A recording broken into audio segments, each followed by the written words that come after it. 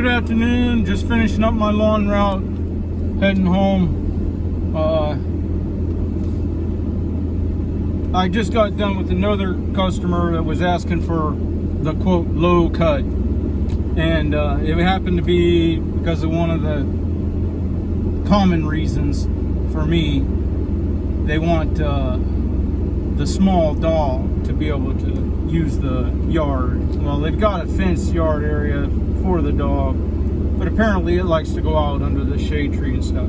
So I asked her, I said, well, how about this? How about we mow it lower in the area the dog uses, and the rest we can let be higher, taller. But between that and the people that just they want to be able to step out in the morning and not get a wet slipper because of dew, isn't that a shame and just a nonsensical reason to basically strip mine the whole planet with all these capable zero-turn mowers, where they're asking for the lawn to be cut so short that the plants are in a catabolic state. They're expressing 40 times more allergen protein load in their pollen and reflecting radiation. It's just ridiculous. And then they turn around and want to water it, so they want to pull from the aquifer. So it's like a double, triple whammy, because what feeds the aquifer is precipitation. What feeds precipitation is evaporation. What feeds evaporation is the collected dew on the plants, aside from water, masses, water, lakes, is the collected dew on the plants in the morning, and then additionally, the plant's cell structure is more receptive for moisture in the morning, and you can tell the difference. And the plants that are as tender as a ripe tomato later in the day are as tough as wire, and as such their leaf structure can, through what do they call it, it wicks down into the roots and everything. Capillary action, I guess. They can use that moisture so much better, and the moisture in the form of dew is a smaller molecule, finer. It doesn't wash away the natural oils and stuff that the plants use for a defensive mechanism. But the thing is, that rain that is triggered by an ecology that's taller, that doesn't give off dew so gradually, but more after the sun's rays are higher, then that's that triggers the precipitation that feeds the aquifer. And they're gonna take that away, and then they're gonna take away what's remaining in the aquifer to make up and compensate for their lawn practices, which are so selfish. It's just to keep their slippers dry and have some place for the small dog to go to the bathroom with ease, when there's so many other ways to take care of the same scenario. But then you add to that, and when that lawn is so short, then all them nutrients that were built up wash away into the streams and stuff, and cause algae blooms, wipe out fish populations and hatcheries and things that would have food for today and food for generations to come. And then they complain about high food costs, and then also they want to complain that fuel prices are high. Well, there's trillions of plants out here that want to suck up CO2 for you. They want to convert sunlight to cellulose to break down and feed into the fossil fuel layer for future generations of fuel. I mean, think about it. The best photovoltaic on the planet is these trillions of little green things, right?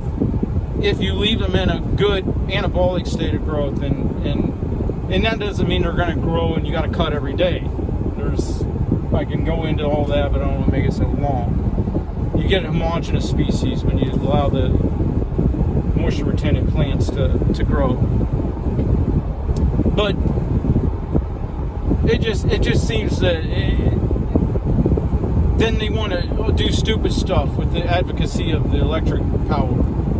Well, the grid is not so dynamic that it was bad enough when they started plugging in at the end of the day, because now you had almost a binary circumstance of electric need on the grid, and switching back and forth wasn't, efficient, because you're dealing with machinery that doesn't turn on, turn off that great. It's kind of like you can run a whole shop off of a hit and miss motor on a big flywheel with a bunch of drive shafts to every piece of equipment in there, and they stay running all dang day, and it costs you pennies in fuel. But a large flywheel is not conducive, regardless of how it's powered, to scaling up and scaling down in need. And the same thing with the power grid. You can't do that. And then they want to advocate with stuff like the photovoltaics, the solar cells, and the wind power. Well, now you've got the worst of all circumstances, where you've got a grid structure that has even more dynamic requirements for power, but you also have part of the supply stream for that power also being dynamic, where it's, well, the sun's not shining today and the wind's not blowing today. You know what I mean? So now they're having to build bigger conductors, bigger poles, bigger everything, and at the end of the day they would have got more out of the natural process. Like, they're cutting down the tops of mountains up north and putting solar farms there. Those mountains trigger rainfall, because when the ocean breeze is coming off the coast, those high peaks trigger the disruption of the water content of the clouds, and then you get regular rainfall in certain areas, and that rainfall feeds plants. And then because you got the variegated topography, you have deltas in thermal airflow, so you're going to have natural convection pulling.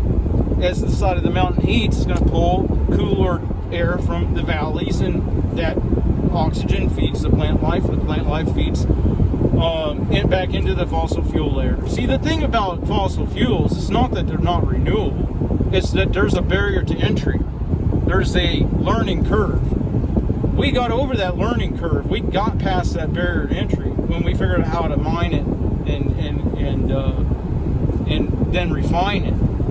And it's a shame that we're going to just throw it away now, because we've crossed all of the barriers, the obstacles, and finally we're at a point where it was viable, and it maybe is the best because it's natural. Like those mountaintops being cleared for photovoltaics, they may last 25 years, is what I'm hearing. But for every BTU of energy that you get off of those photovoltaics, I'm using BTU loosely because bithermal units means the equivalency if that energy unit was combusted, which is not what we're talking about. Okay, you give up probably tenfold the BTU of energy that would have been naturally created through the natural process of having a mountaintop there with all of organic life, and then the cellulose feeding back down into the fossil fuel layer. So this is just a very narrow, short-sighted thing that they're advocating for. But it's just like anything. The powers that be know this, but they're going to make you feel guilty so that you'll pay the sin tax, so that you'll convert to electric, then you'll have to convert back to fossil fuel when the truth comes out. And it's just like this tax they wanted to do, where if you move a dime from your savings to your checking, you pay a tax again on it. Well, it's not income. It just moved from one account to the other, And the quickest way, if you study human nature, to make people cut loose of money is make them feel guilty. And that's all this hype is all about. They're trying to make you think that you're having a negative impact on the planet. But I tell you what, there is a lot of people that are. And I feel like pulling over here at some of these bigger institutions and the churches and everything, because it seems like they're the worst offenders. They just scalp the beans out of that, and they've got the most property to play with that could be contributing. All right, y'all have a good day.